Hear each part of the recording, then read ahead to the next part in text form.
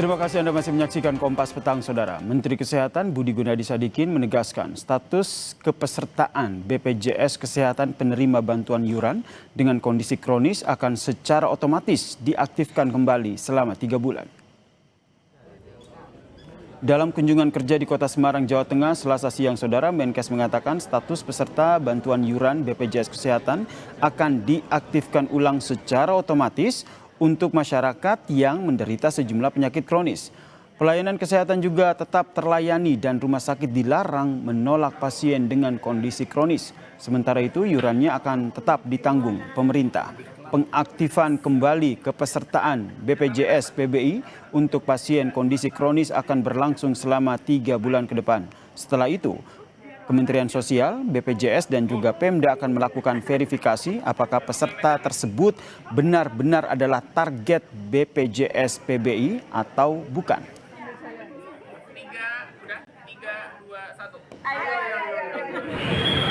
Kita sudah tuju semua orang yang tadinya anggota PBI akan direaktivasi otomatis.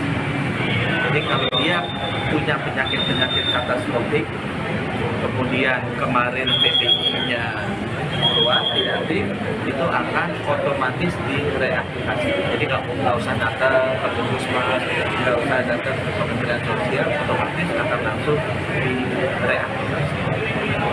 Lamanya berapa 3 bulan. Kenapa? Karena 3 bulan ini pusat kedua akan dicek apakah benar-benar mereka ini adalah targetnya PBI atau bukan.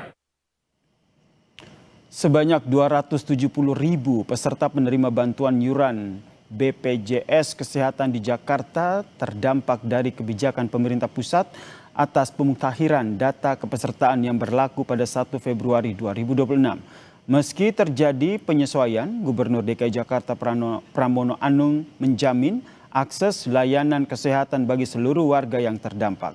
Selama proses reaktivasi, Pemprov DKI akan menanggung layanan kesehatan bagi warga Jakarta yang status PBI-nya belum aktif. Pemprov DKI menegaskan bagi warga Jakarta yang membutuhkan layanan darurat seperti cuci darah atau rawat inap tidak bisa dihentikan. Rawat inap, cuci darah, operasi katarak, layanan rutin lainnya sehingga kita akan tetap lakukan. Dan sekali lagi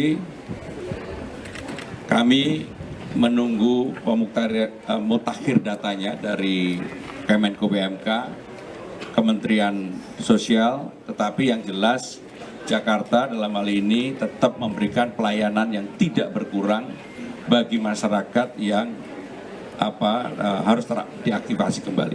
Itu tetap akan mengcover itu karena Jakarta punya ruangnya. Untuk itu ada yang disebut segmen PBPUBP.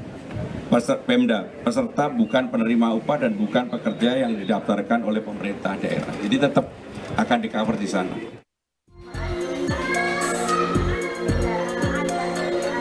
Sampai kemarin, Maini, pasien penerima bantuan iuran atau PBI Jaminan Kesehatan terpaksa pulang kembali ke rumah dan tidak bisa berobat di rumah sakit umum daerah karena BPJS PBI miliknya dinonaktifkan.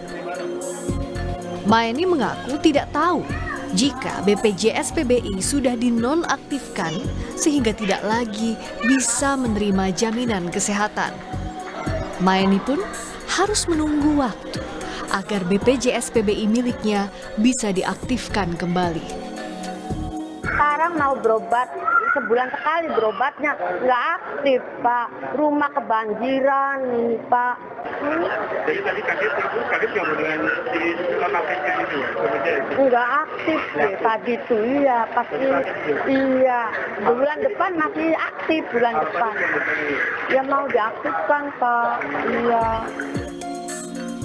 Tak hanya Maeni, kemarin banyak pasien gagal ginjal di sejumlah daerah yang tak bisa cuci darah karena status BPJS PBI miliknya dinonaktifkan.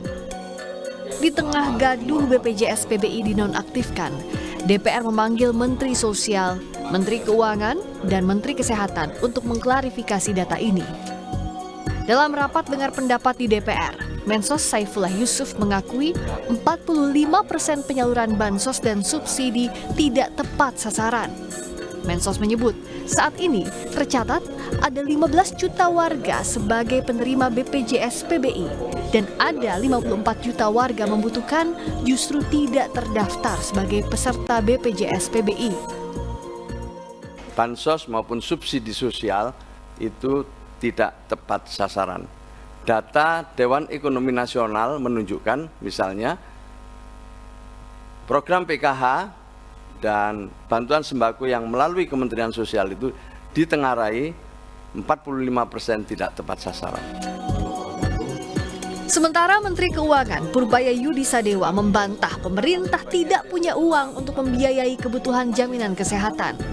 Menkyu memastikan pemerintah punya alokasi anggaran untuk PBI Jaminan Kesehatan tahun 2026. Namun anggaran ini tergantung permintaan dari Kementerian Kesehatan. Anda kurang, cepat-cepat minta Kementerian Kesehatan biar diberesin kebijakannya mau diapain, saya keluarkan secepatnya, uangnya ada. Jadi tadi Menteri Kesehatan klaim katanya uangnya lambat gara-gara mereka curiga saya nggak punya uang. Uang saya banyak, tahun lalu aja 270 triliun cash, nggak bisa dipakai itu, tapi di luar anggaran ya. Jadi kalau dalam cash, isu cash nggak ada masalah. Anda minta saya kasih. Usai rapat dengar pendapat, DPR dan pemerintah sepakat bahwa seluruh layanan kesehatan BPJS Kesehatan penerima bantuan iuran harus dibayar pemerintah 3 bulan ke depan. Kesimpulan ini diambil setelah kisruh penonaktifan BPJS PBI terhadap sejumlah peserta. Tim Liputan, Kompas TV.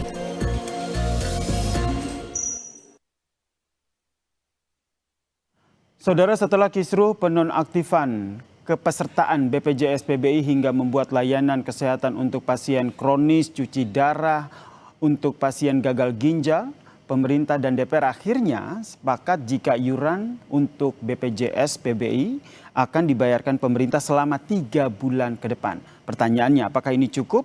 Kita bahas bersama dengan Bang Tony Richard Samosir selaku Ketua Umum Komunitas Pasien Cuci Darah dan juga Wakil Ketua Komisi 9 DPR, Bu Nihayatul Wafiroh yang telah bergabung bersama kami di Kompas Petang. Selamat sore semuanya. Ya, selamat sore Mas Yasir.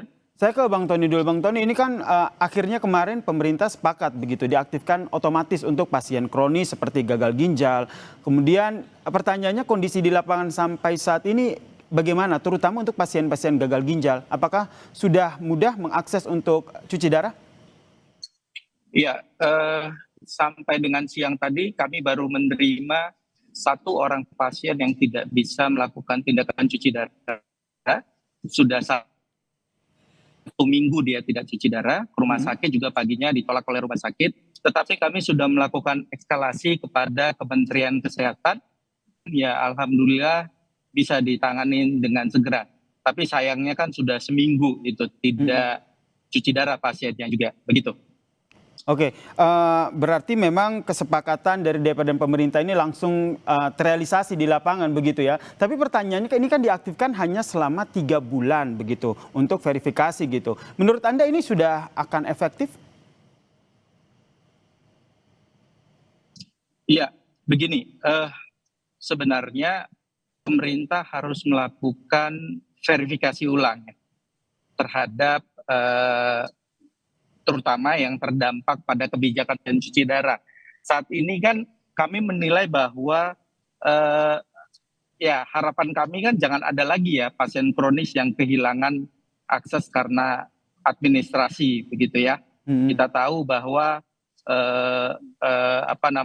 negara juga harus memastikan pasien katastrofik itu otomatis memang harus terlindungi begitu ya, dengan integrasi data ekonomi dan medis. Ya, jadi tidak serta-merta pemerintah hanya menilai kelayakan PBI itu dari sisi ekonominya saja, tetapi harus dari sisi medis kronis begitu, serta aktif pasien instan di fasilitas kesehatan. Dan kami tegaskan sekali lagi bahwa pasien yang dulu PBI lalu terpaksa bayar mandiri demi bisa hidup harus dikembalikan lagi ke PBI.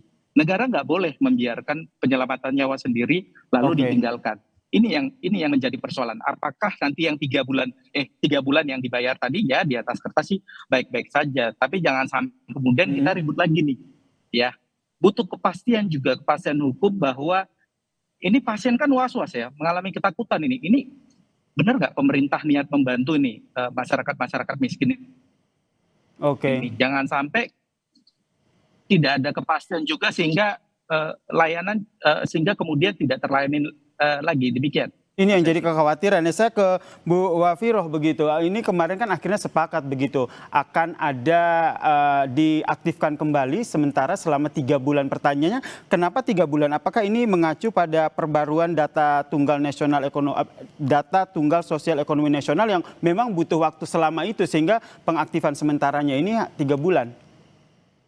Terima kasih. Jadi ini sama dengan selaras yang disampaikan oleh Pak Tony tadi tentang ini butuh verifikasi. Jadi kemarin sebenarnya untuk pasien katastropik ini Kementerian Sosial sudah mengaktifkan secara otomatis 106.000 pasien. Memang ada perbedaan data antara Kementerian Kesehatan sama Kementerian Sosial karena menurut Kementerian Sosial 120.000 itu data Kementerian Kesehatan dan BPJS. Lihat masih ada desil 1 sampai desil 5, masyarakat di desil 1 sampai desil 5 ini yang belum menerima PBI itu masih ada 54.000 sekian. Oke. Ini harusnya masyarakat desil 1 sampai 5 ini adalah masyarakat yang berhak menerima PBI. Tapi ironisnya masyarakat di desil 6 sampai desil 10 plus non desil ini yang menerima PBI ini ada 15.000 sekian. Nah, inilah yang menjadikan ini Kementerian Sosial melakukan penonaktifan data dari 11.000 sekian. Nah, kalau ternyata dari data penonaktifan ini ada masyarakat yang ternyata menurut data yang ada di masyarakat memang saya ini berhak untuk menerima PBI. Mari kita bantu untuk datang ke Kementerian Sosial atau kalau tidak untuk datang silakan datang ke kelurahan untuk dibantu untuk direaktivasi lagi. Dan untuk yang katastropik ini kita minta untuk sudah reaktif secara otomatis. Dalam artian mereka tidak perlu lagi datang ke Kementerian Sosial, ke Dinas Sosial atau ke kantor pemerintahan lainnya atau ke BPJS untuk reaktif. Karena berarti memang problemnya adalah bagaimana melakukan verifikasi ya, verifikasi data sehingga perbaruan data sehingga betul-betul penerima BPJS PBI ini tepat sasaran begitu. Nah, betul. Nah, pertanyaan selanjutnya kan bagaimana akhirnya pemerintah seperti yang tadi disampaikan oleh Pak Tony begitu, pasien sekarang yang tengah melakukan pengobatan mereka juga akhirnya was-was, khawatir ini saya terdata tidak nanti ke depannya apalagi setelah 3 bulan. Nah, bagaimana pemerintah menjamin itu tepat sasaran?